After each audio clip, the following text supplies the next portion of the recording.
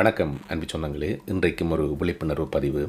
இந்த லேசர் விளக்குகளுடைய ஆபத்துக்கள் பற்றி சரியான புரிதலோடு தான் நாம் இருக்கிறோம் என்கின்ற கேள்வி இருக்கிறது. ஏனென்றால் இப்பொழுது சமீபத்தில் நடைபெற்றிருக்கிற ஒரு துயரமான சம்பவம், இந்த கண்ணுக்கு ஆபத்தான லேசர் விளக்கினுடைய ஒளியை நேரடியாக பார்த்ததில் ஒரு இளம் மாணவனுடைய பார்வை பறிபோயிருக்கிறது என்று காவல்துறை அறிவித்திருக்கிறது. இங்கே குறிப்பாக நோர்வேயில் இருப்பவர்களுக்கு தெரியும், இந்த மே மாதம் என்பதே அலாதியான மாதம். இந்த மாத பகுதியிலே அடிப்படை கல்வியை நிறைவு செய்து பல்கலைக்கழகங்களுக்கோ அல்லது உயர்கல்விக்கோ அல்லது வேலைவாய்ப்புக்கோ செல்ல இருக்கக்கூடிய மாணவர்கள் தங்களுடைய அடிப்படை கல்வி நிறைவு என்பதை வெகு விமரிசையாக கொண்டாடுவார்கள். ருஸ்ஸ ஃபயரிங் என்று சொல்லி அழைக்கப்படுகிறது.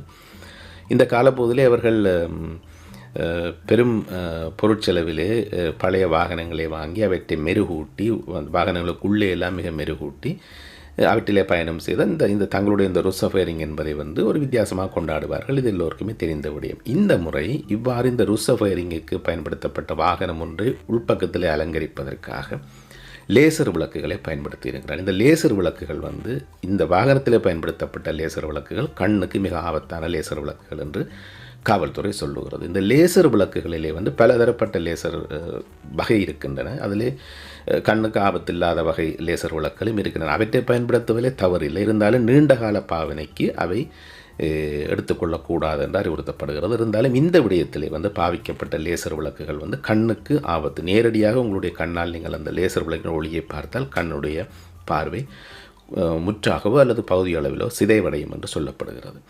ஆக இந்த விடயம் தொடர்பாக விழிப்புணர்வு இருக்க வேண்டும். இப்பொழுது இந்த குறிப்பிட்ட சம்பவத்திலே பாவிக்கப்பட்ட லேசர் விளக்குகள் நோர்வேயிலே விற்பனை செய்வதற்கு தகுதி இல்லாத அல்லது தடை செய்யப்பட்ட ஒரு வகையைச் சேர்ந்த லேசர் விளக்குகள். இது எங்கிருந்து இந்த நாட்டுக்குள் வந்தது என்கின்ற ஒரு விடயத்தை காவல்துறை ஆராய்ந்து பார்த்தால், வெளிநாட்டு ஆன்லைன் பிஸ்னஸ் என்று சொல்லப்படுகிறது. அதாவது இணைய வர்த்தகம் மூலம் நாட்டுக்குள் வாங்கப்பட்ட ஒரு விளக்காக கருதன. குறிப்பாக இப்பொழுது எல்லோருக்கும் தெரியும், சீனாவிலிருந்து அதிகமான பொருட்கள் இறக்குமதி செய்யப்படுகின்றன.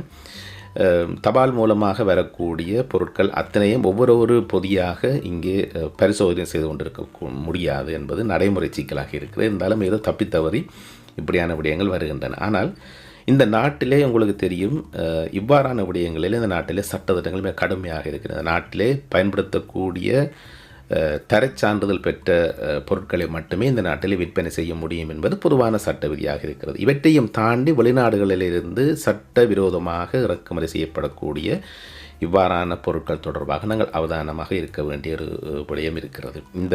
இந்த சம்பவத்திலே சொல்லப்படுகின்ற கண்ணுக்கு